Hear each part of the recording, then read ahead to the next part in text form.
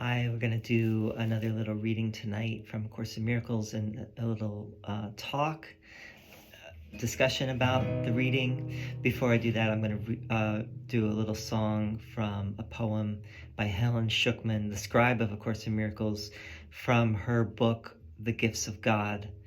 It's a wonderful book of poetry published in 1977 after the Course was published. And this poem is called "Song to Myself," set to music.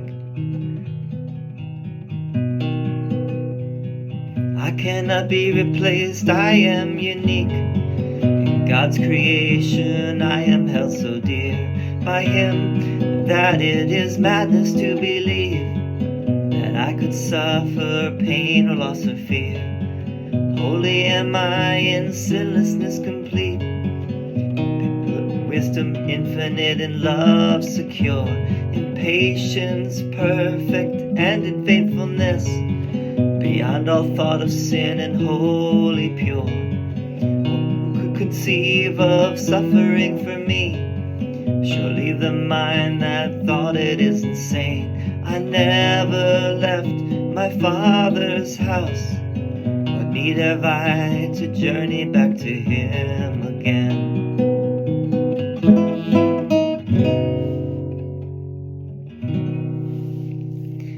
Okay, that was just a little, we actually did that, a longer version of that for Christmas this past year, 2022. It's now 2023. Revelation, Time, and Miracles from Chapter 1 of A Course in Miracles. I'm going to read it and then talk about it briefly. Revelation induces complete but temporary suspension of doubt and fear. It reflects the original form of communication between God and His creations, involving the extremely personal sense of creation sometimes sought in physical relationships. Physical closeness cannot achieve it. Miracles, however, are genuinely interpersonal and result in true closeness to others. Revelation unites you directly with God. Miracles unite you directly with your brother. Neither emanates from consciousness, but both are experienced there. Consciousness is a state that induces action, though it does not inspire it. You are free to believe what you choose, and what you do attests to what you believe. Revelation is intensely personal and cannot be meaningfully translated.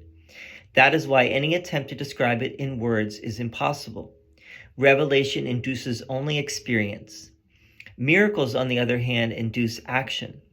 They are more useful now because of their interpersonal nature. In this phase of learning, working miracles is important because freedom from fear cannot be thrust upon you. Revelation is literally unspeakable because it is an experience of unspeakable love.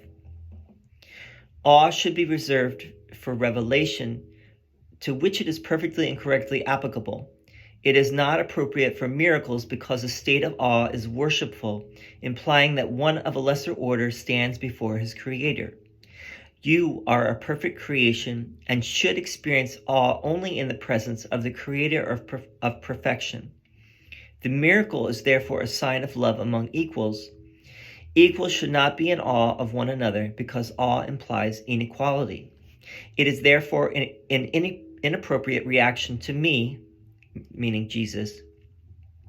An elder brother is entitled to respect for his greater experience and obedience for his greater wisdom. He is also entitled to love because he is a brother, and to devotion if he is devoted. It is only my devotion that entitles me to yours. There is nothing about me that you cannot attain. I have nothing that does not come from God. The difference between us now is that I have nothing else. This leaves me in a state which is only potential in you. No man cometh unto the Father but by me, does not mean that I am in any way separate or different from you, except in time, and time does not really exist.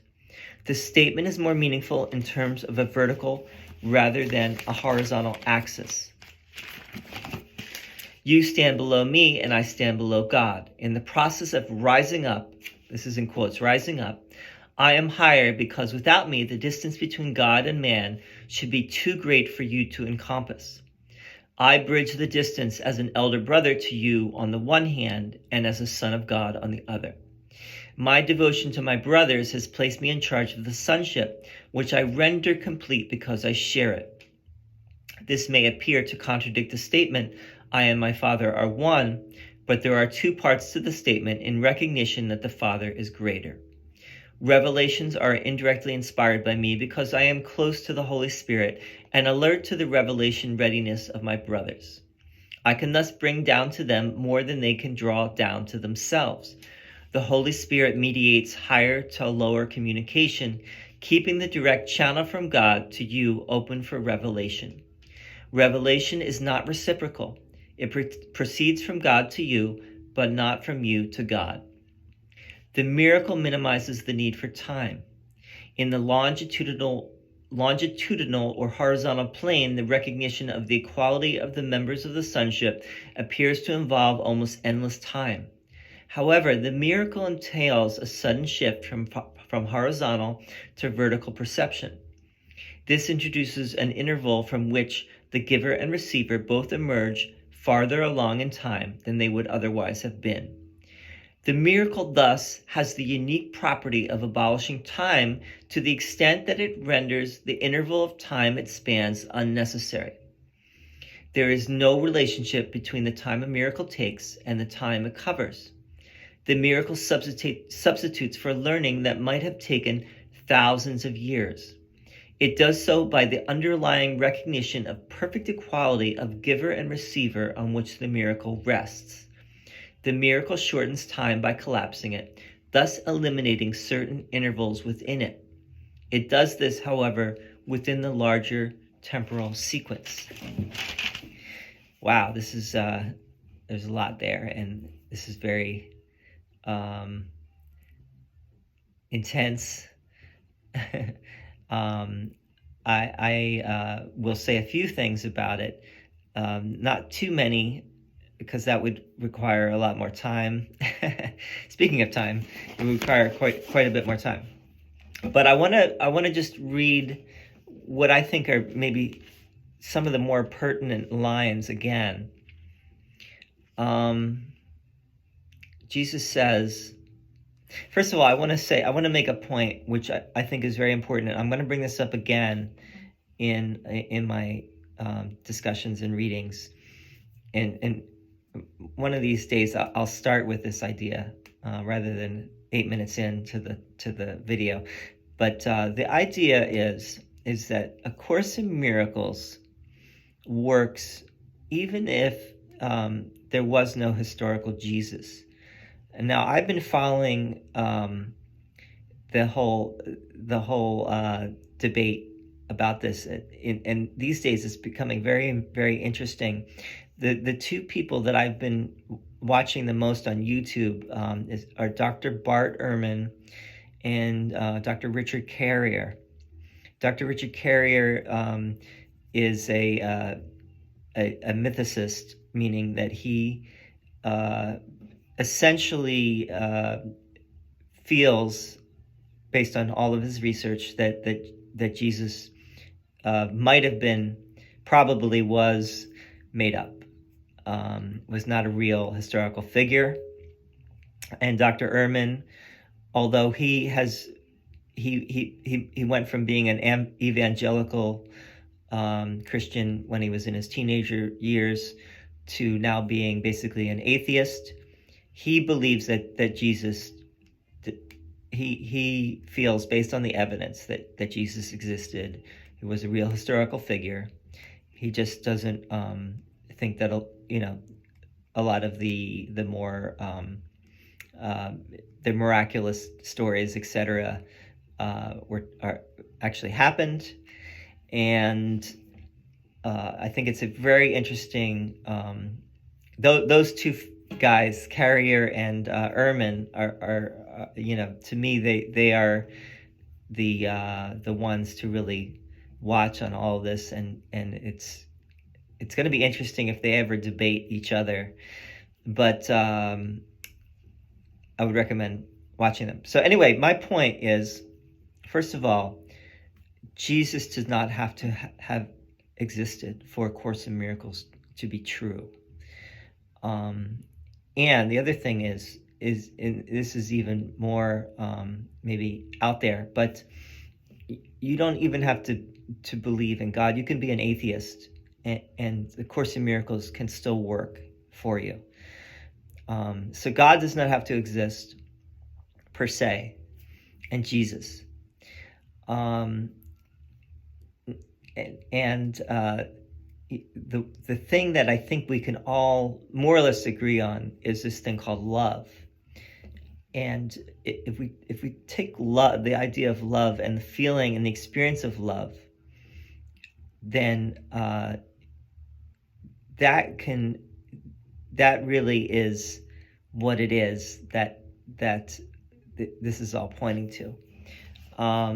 So now I will say more about that, but leave that for now. Let me just read you. There is nothing about me that you cannot attain. This is Jesus. There is nothing about me that you cannot attain. I have nothing that does not come from God. The difference between us now is that I have nothing else. This leaves me in a state which is only potential in you. So basically the idea here, one of the ideas that Jesus wants to get across is that really we are no different than Jesus. Jesus is not the only Son of God. We are all the Son of God.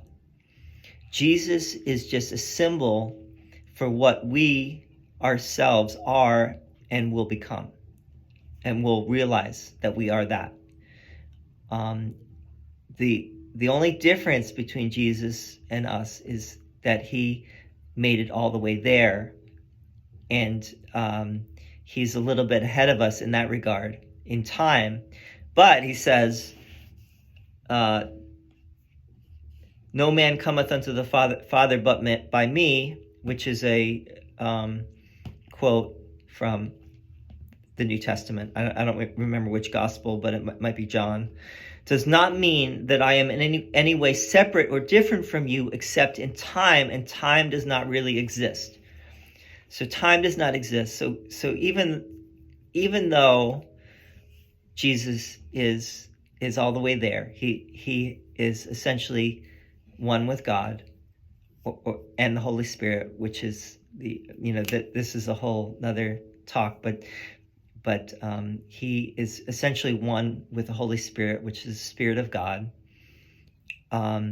He is only, the only difference between us and him is one of time. When we get to the point where he is, we realize that time does not exist.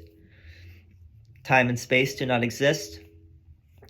And we as individuals do not exist, I will add. There is no Jesus, really. Jesus is just what we need on this side of the veil in order to understand all of this. When we get to that point, we realize that we are all the Son of God, and there's no separation, and there's no difference between us. And I think that's really what he's saying is, when we see everyone like that, we see everything and everyone like that, that's the miracle. We see all as our equals. We don't see us as any worse or better than anyone else. We recognize that we're all here in the same boat, and everyone is on the same journey. Who is to say? Who is to judge? Who is better or worse? We're in the eyes of God, in the grand scheme of things, we are all equals, and we will realize that at some point. If we haven't already realized it, we may have an inkling about it. So that's really the miracle, and that makes us, when we do that work, we make ourselves ready for the experience of revelation. So Jesus is making the distinction between revelation and the miracle. When we see each other as our equals, everyone as our equals, we are all equals here, and we are all, we all are going home, and we're going home. That we get home quicker by doing this work of seeing everyone as the same. Everything is the same. Everyone is our equal. Everyone is the same as us. We're not different. We're not separate. And that brings us closer to revelation, to actually realizing our oneness with God and with everyone. So that's all I will say for tonight. And there's a whole lot more in here that we could talk about, but let's leave it at that for now. Thank you for listening, and see you again soon. Thank you.